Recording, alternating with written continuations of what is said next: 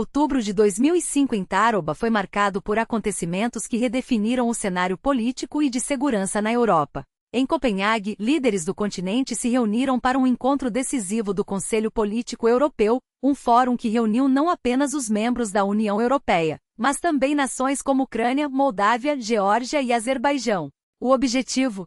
Fortalecer a defesa comum e conter a ameaça russa, que já não se limita às fronteiras ucranianas. A mensagem foi clara: Moscou não recuará enquanto não for forçada a isso. A Rússia representa um perigo real para toda a Europa, e a única resposta possível é a união. Como afirmou um dos participantes, a Europa precisa se tornar tão poderosa que qualquer ataque contra ela se torne impensável. E isso exige ação imediata. Não há espaço para hesitação.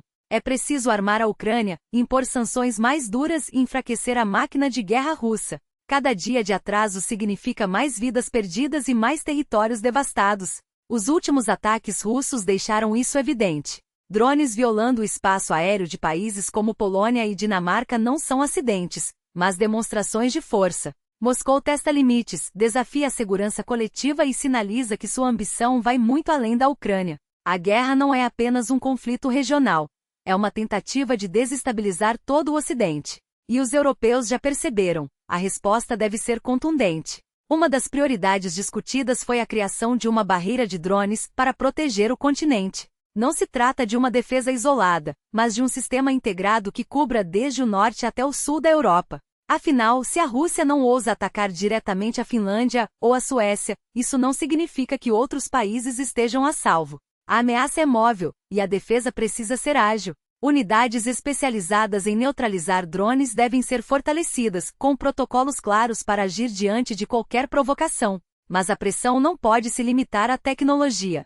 As sanções econômicas já mostram resultados, mas ainda há muito a fazer. Cerca de 30 a 40% do financiamento da guerra russa vem do chamado fluxo oculto, navios que transportam petróleo e outros recursos fora do radar das restrições. Bloquear essa fonte de receita é crucial. Cada euro que deixa de chegar ao Kremlin enfraquece sua capacidade de sustentar o conflito. E é exatamente isso que a Europa precisa fazer: apertar o cerco, atingir a infraestrutura que alimenta a máquina de guerra e garantir que Putin pague um preço alto por sua agressão. A Moldávia também esteve no centro das discussões. Moscou tentou interferir nas eleições parlamentares do país, buscando desestabilizá-lo e minar sua democracia. Mas a estratégia falhou. A sociedade moldava se uniu, as instituições resistiram, e o plano russo foi frustrado.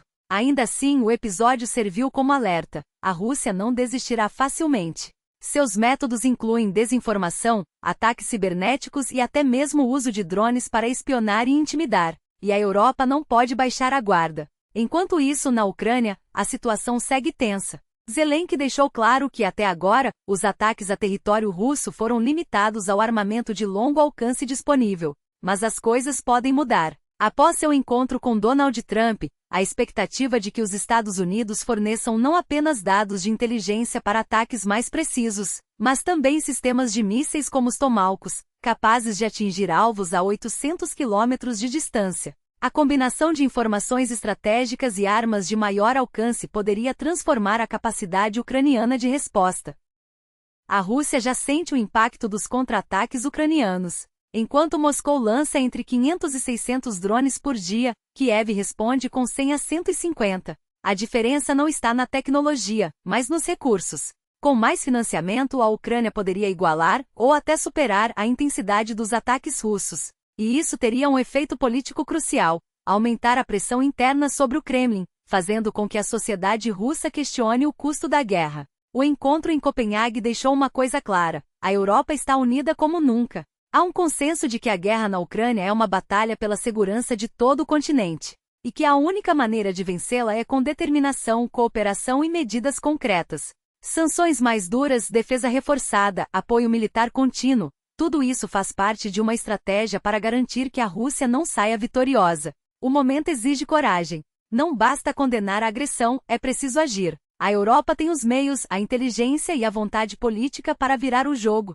mas o tempo é curto. Cada dia de indecisão fortalece Putin, e cada dia de ação o enfraquece. A escolha é clara: ou a Europa se une agora, ou enfrentará as consequências de uma guerra que não escolheu, mas que não pode ignorar. A verdade é que a Europa não pode se dar ao luxo de hesitar. Cada movimento ucraniano, seja um ataque ao território ocupado na Crimeia ou uma operação de desestabilização no Estreito de Kerch, é um lembrete de que a guerra não espera por consensos burocráticos. Moscou já percebeu os sinais. A possibilidade de golpes cirúrgicos em solo russo não é mais uma hipótese remota, mas uma realidade que exige resposta. E Putin não hesitará em escalar o conflito se sentir que a determinação ocidental vacila. Enquanto isso, a Europa debate se deve ou não liberar os 140 bilhões de euros dos ativos russos congelados para financiar a resistência ucraniana. Bélgica, França e Luxemburgo erguem barreiras jurídicas, como se o direito internacional fosse um escudo para a inação, quando, na verdade, é justamente o contrário.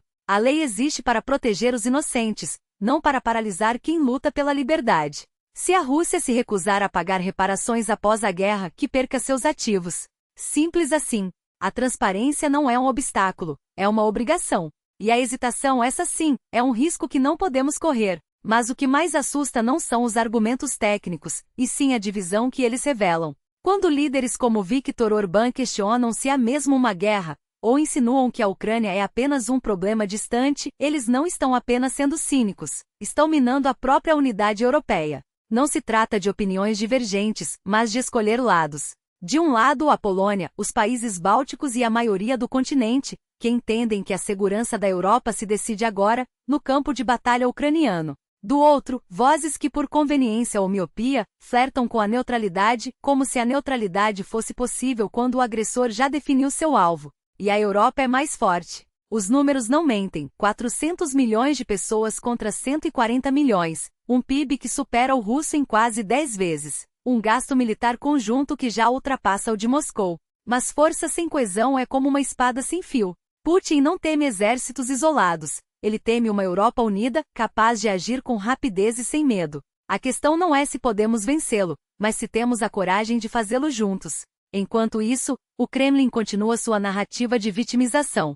Putin acusa o Ocidente de provocações e erros históricos, como se a invasão da Ucrânia fosse uma resposta defensiva, e não um ato de agressão calculada. Ele fala em espaço de segurança comum, mas suas ações, desde a anexação da Crimeia até os ataques a civis, provam o contrário. A Rússia não quer parceria, quer domínio. E cada vez que a Europa recua, ele avança.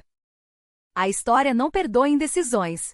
Se a Europa não agir agora, se não usar todos os recursos à sua disposição, dos ativos russos congelados à ajuda militar acelerada, estará condenada a lutar uma guerra muito mais cara no futuro. Não em solo ucraniano, mas nas ruas de Varsóvia, nas fronteiras da Romênia, nos portos do Báltico. Putin não parará na Ucrânia. Ele já deixou isso claro. O momento é de clareza. Ou a Europa assume seu papel de líder com todas as consequências, ou aceita ser um continente à mercê de ditadores. Não há meio termo. Não há espaço para dúvidas. A escolha é entre a vitória ou a rendição, e o preço da rendição será pago em sangue, não em euros. E o mundo assiste perplexo enquanto a Europa se debate em hesitações e a América se recolhe em sua própria sombra. O contraste é brutal. De um lado, aqueles que ainda acreditam em um jogo de equilíbrios, em negociações intermináveis, em gestos vazios de boa vontade. Do outro, a realidade nua e crua. A guerra não espera por consensos, e cada dia de indecisão é um dia a mais de sangue derramado. A verdade é que a maioria das nações já entendeu o que está em jogo. Países como China, Índia, Brasil, África do Sul, parceiros que mesmo com visões distintas, não se iludem sobre a natureza expansionista do Kremlin. O mesmo vale para nações árabes como os Emirados Árabes Unidos e o Egito, ou para aliados históricos como Sérvia e Hungria. Todos eles reconhecem que a paz não se constrói com apaziguamento, mas com firmeza. E, no entanto, enquanto o mundo avança, a Europa insiste em olhar para o próprio umbigo, como se a tempestade lá fora não fosse também sua. A responsabilidade pelo prolongamento deste conflito não recai sobre quem busca soluções, mas sobre quem as sabota. Não são os que oferecem alternativas que alimentam a guerra, são os que fecham os olhos para a única saída possível, a vitória daqueles que defendem sua soberania. A Europa, com suas sanções tardias e seu apoio hesitante, não apenas falha em conter Putin, mas o encoraja. Cada concessão é interpretada como fraqueza, cada recuo como uma brecha. E quando se pergunta se não há um paralelo entre esta Europa e os diplomatas do século XIX, que tentavam costurar acordos enquanto impérios se despedaçavam. A resposta é clara: não somos Alexander e negociando tratados enquanto exércitos marcham. Somos uma nação que escolheu seu caminho, que sabe o preço da liberdade e que não se curvará a chantagens. A Rússia não luta contra a Ucrânia. Luta contra o Ocidente inteiro, contra a ideia de que as fronteiras não são linhas a serem redesenhadas pela força. E se hoje nossos soldados avançam em todas as frentes, se a linha de contato se move a nosso favor, é porque sabemos uma verdade simples: o chamado poder ocidental é um tigre de papel. Um tigre cujas garras só existem enquanto ninguém o desafia. Mas não nos iludamos. A batalha não se limita aos campos de Donetsk ou às águas do Mediterrâneo. Ela está nas ruas de Manchester, onde um homem atropela fiéis diante de uma sinagoga, onde o ódio se disfarça de protesto e a violência se justifica como resistência. Está nas águas de Gaza, onde ativistas como Greta Thunberg, que já se recusou a ver as provas dos crimes do Hamas, tentam romper bloqueios legítimos sob o manto de uma missão humanitária. E está nas mentiras que se espalham. Navios financiados por terroristas, rotas falsas de ajuda, provocações calculadas para inflamar o mundo. Israel, como qualquer nação sob ataque, tem o direito e o dever de se defender. Quando uma flotilha é organizada por agentes do Hamas, quando seus participantes ignoram canais legais de assistência, quando mentem sobre suas intenções, não há espaço para ingenuidade. Há apenas a dura realidade: ou se age com firmeza, ou se paga o preço da complacência. E o preço, como vimos em Manchester, é medido em vidas. A Europa precisa acordar. Não pode ser espectadora enquanto o mundo se divide entre aqueles que defendem a ordem e aqueles que a corroem. Não pode fingir que sanções simbólicas e discursos vazios são suficientes. O momento exige mais, exige que se escolha um lado. E o lado certo não é o da rendição disfarçada de neutralidade, mas o da coragem, a mesma coragem que no passado salvou este continente de si mesmo. Porque no fim, a história não perdoa os indecisos. Ela os enterra. E a Europa, se não quiser ser enterrada junto com eles, precisa entender uma coisa: o tigre de papel só é perigoso enquanto acredita que ninguém o desafiará. Chegou a hora de provar que ele está errado. A urgência não é apenas uma questão de tempo, é uma questão de sobrevivência. E quando o medo se instala nas ruas, quando sinagogas se tornam alvos e famílias se perguntam se podem rezar em paz, não há espaço para hesitações.